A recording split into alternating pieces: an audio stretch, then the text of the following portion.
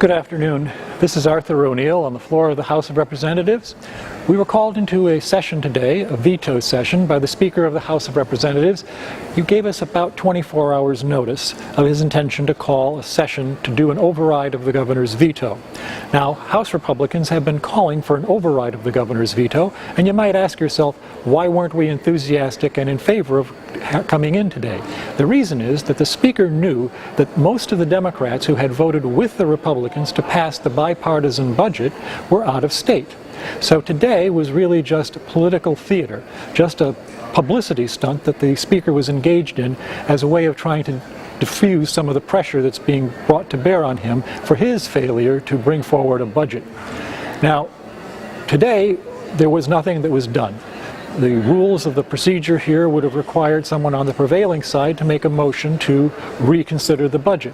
And since we knew that the intention of today was to try to kill any chance of a veto override, we didn't make such a motion. Now, the Speaker was sort of surprised by that, I guess, and didn't really know what to do.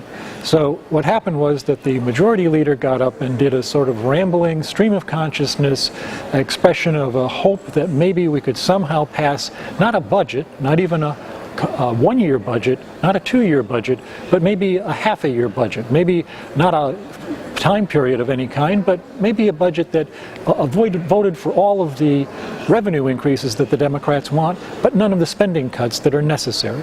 This isn't going to do any good for the people of the state of Connecticut, and what's most interesting is that the Majority Leader who brought this idea up had the opportunity to propose this, and apparently has never discussed it seriously with anyone, and this is the first time he started thinking about it out loud.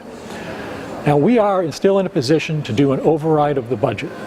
We have an opportunity. There's a constitutionally set forth time and place in the calendar and in the process where we can do that. And we can do it with proper notice so that everyone who wants to and can will come here and be able to vote to do an override. Not some sort of stunt, not some sort of publicity trick, not some sort of Halloween trick that the Speaker put forth today. This wasn't serious policy making. This wasn't even really serious politicking. This was some sort of gimmick that was designed to try to take the pressure off. I hope you will continue, if you hear this video, communicate with people you know and urge the Democrats to seriously consider voting for the override of the governor's budget. Even if there are things they would like to see changed, we can still pass amendments to that budget after the veto is overridden. We can still negotiate. We can still work with the governor and with the Democrats to try to get things done that they want to try to achieve, if in fact they do want to achieve anything. Otherwise, what they are doing is they are leaving Governor Malloy in charge.